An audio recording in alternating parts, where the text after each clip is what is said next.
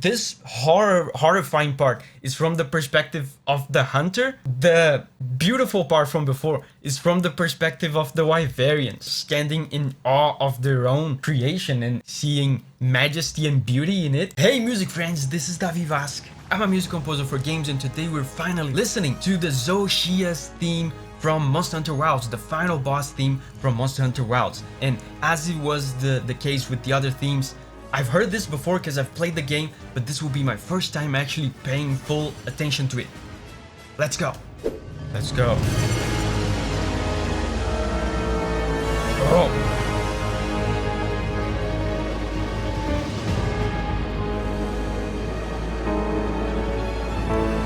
Man. Extremely tense from the very start. Oh. Can you hear the synths?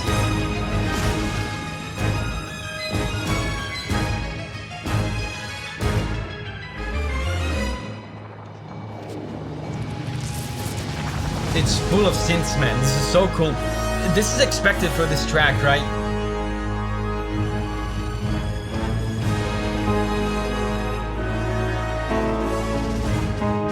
And they keep using this one chord sequence I'm gonna show you later.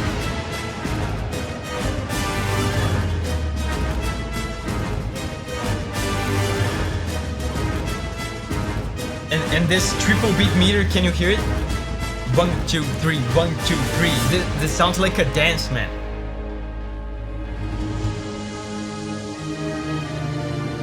Oh. Man, this is beautiful actually. A little bit of a sense of wonder and awe. Wow.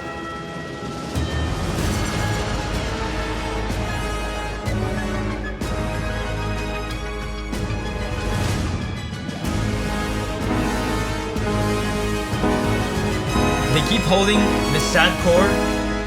Man, there's so many intriguing things about this theme. I'm actually impressed how little I remember of it. I was so engaged by the fight itself when I played this that I barely paid attention to the theme. Of course, even if you don't consciously pay attention, the theme still affects you, but I'm amazed how much stuff I'm noticing here. So, first of all, they are using a lot of synths, right? This is very appropriate, very expected for the final boss theme. Ever since the first track we heard of Monster Hunter Wilds, remember, in the Game Awards reveal, one of the first things I said is this use of synths is unusual. They are trying to portray something different, something uncommon in the world of Monster Hunter. Turns out that was true, and we got something extremely weird, extremely uncommon in the world of Monster Hunter in the form of, you know, Zoh Shia, all the bioengineering stuff, equal dragon weapon, Wilk, and what have you.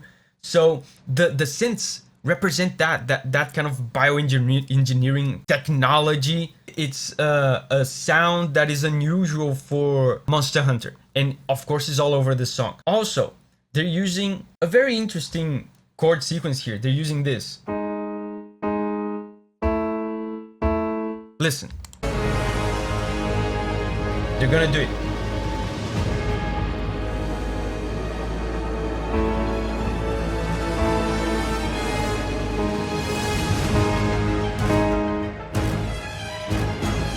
They're gonna do it again.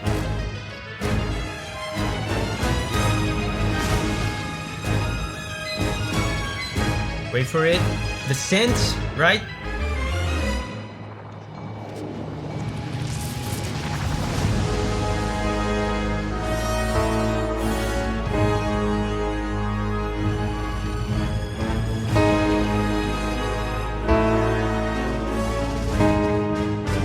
Amazing.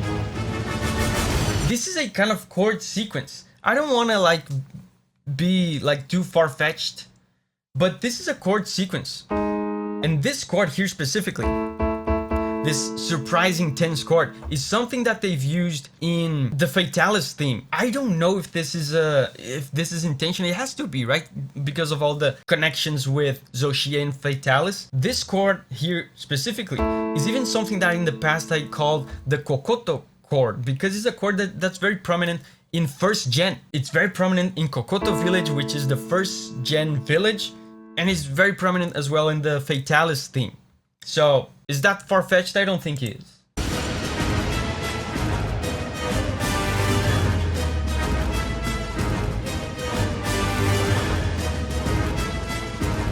And the dance part, like this sounds like a scherzo.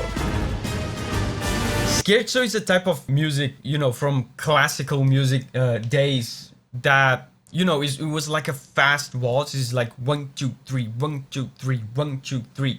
It's very much a dance kind of rhythm. It really does feel like you're dancing around with the monster. And this part, man, is so intriguing.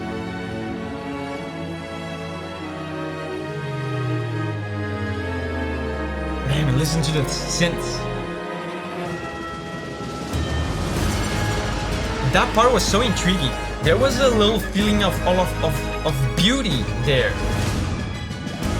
Like it's as that part right there. Let me go back to it. It's as if the Wyverians are standing in awe of their own creation and like actually seeing majesty and beauty in it. It's like all the threat is gone. It's just like beauty, right?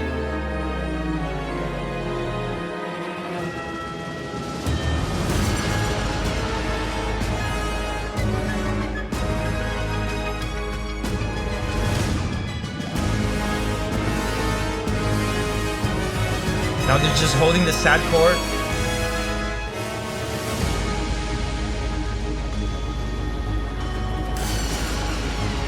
Listen to the crazy sounds.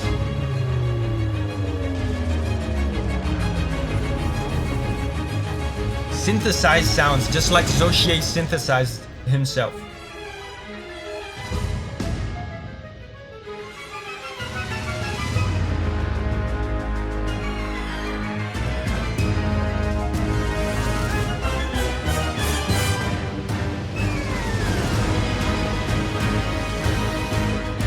Man, and the theme itself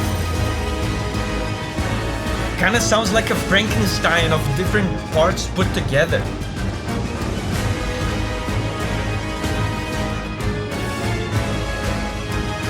Can you hear that there's like no central like chorus, there's no like verse that builds up into, I don't know, a main melody part? It's just a flow of different parts stringed together to each other. I wonder if they did this to represent, you know, the synthetic aspect of Zoh Shia. One part just goes to the other with not very much connection to each other, and there's not like a central like concise storytelling, like there's no verse then build up then a chorus or anything like that.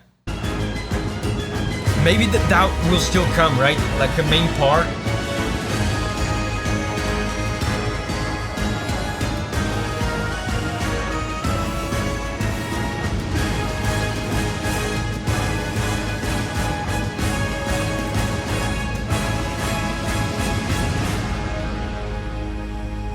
Wow.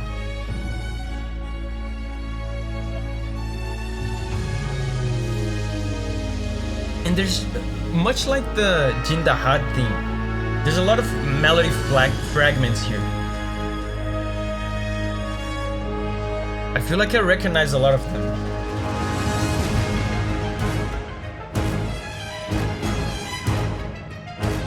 Man, it's so heavy. And much like the Jindahad theme, they also portray size and weight in the same way. Listen to the footsteps, the heavy footsteps.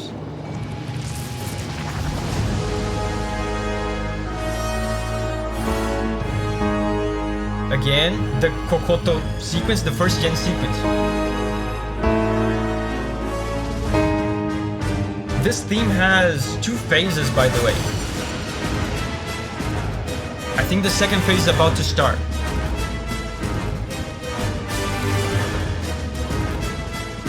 Heavy footsteps.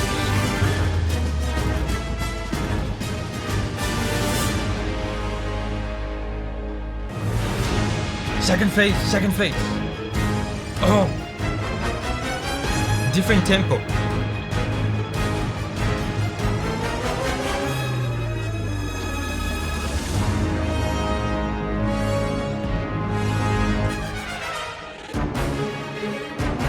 Wow.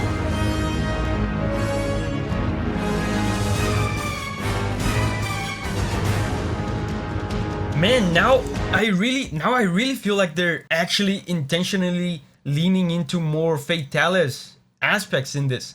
It has like it's not evident, but it has some of like that same syncopation from the Fatalis theme, remember? But it sounds wrong. Like it sounds badly put together. But like I mean on purpose. Like they're trying to portray a synthesized artificial Fatalis.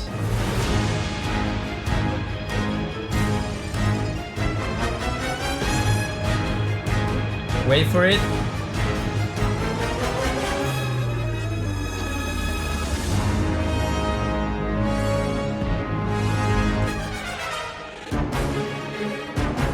This kind of stuff.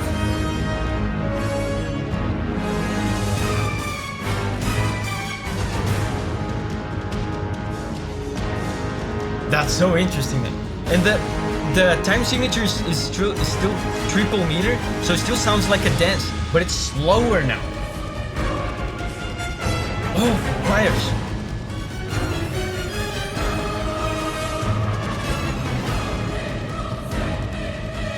This is fantastic. These choirs, isn't it? No, no, no, no. These 4 choir notes, like on unison and on the same note. This is something that is actually in Fatalis. But again, every time they reference something about Fatalis, it feels like they do it a little bit different and a little bit wrong. Hey, that's so interesting. Zoh Shia's trying his best.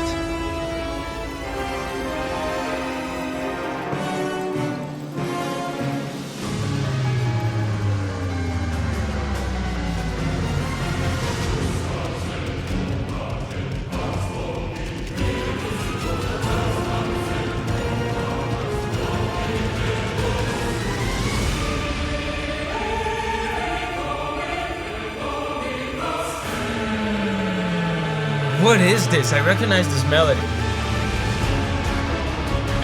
What was that?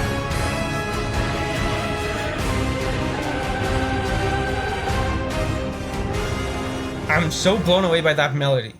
I feel like I recognize it. Where is that from? Man, I cannot figure out where this is from.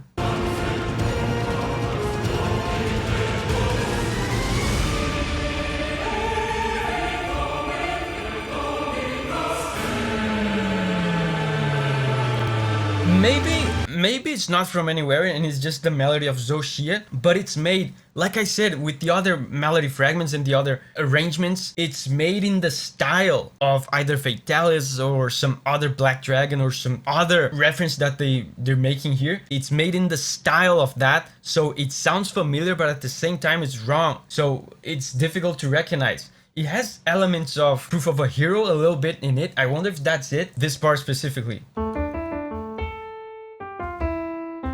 And then this one is. Right? I feel like there's elements of Proof of a Hero in there, but it might be something else. Do you guys know? Let me know in the comments.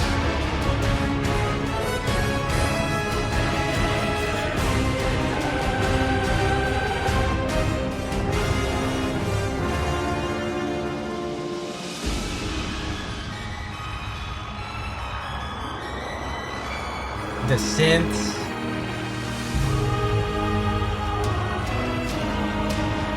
Another melody.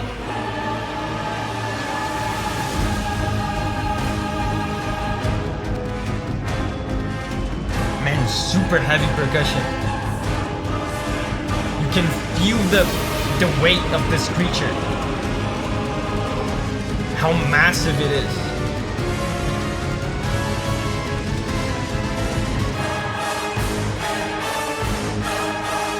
Oh man. The attack notes. Yeah, I find it interesting. Remember, in first phase, there was that little wondrous, beautiful part. Remember, now we're at the very polar opposite. Parts like these, I feel like they're meant to express not only, you know, the action of the moment, the fight, the back and forth, but also the horror of what you're seeing. It's an artificially made Elder Dragon. It's horrible. It's like how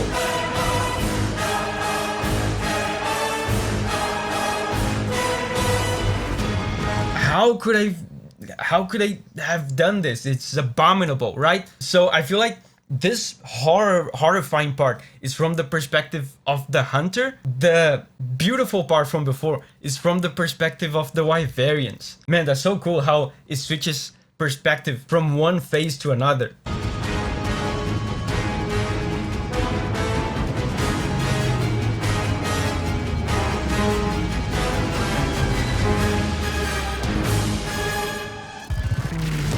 Oh, the glitches. And again, the song is just like a Frankenstein of a bunch of parts stitched together. Man, it sounds so glitchy. And one interesting thing about this, man, the weird sounds are so appropriate for this. One interesting thing about this is that they haven't changed key at all. You know, if you've watched this channel long enough, you know that when there's multi-phase battle themes like this, something very common for them to do is to change the key, to increase the pitch of all the notes in the song to create the sensation of an increase of intensity. The key has remained constant. Unchangeable, unrelenting for the entire song. That's very interesting and very difficult for them to create a sensation of this much intensity without changing the key. Very impressive. I wonder if the constant, unrelenting, unchanging key means something. If they're trying to say something with this unmovable, unchanging, eternal key. See? They just hold it. Choirs.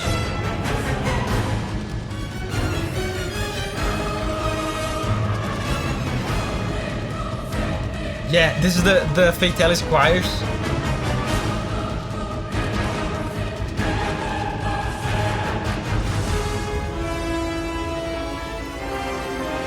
The horror.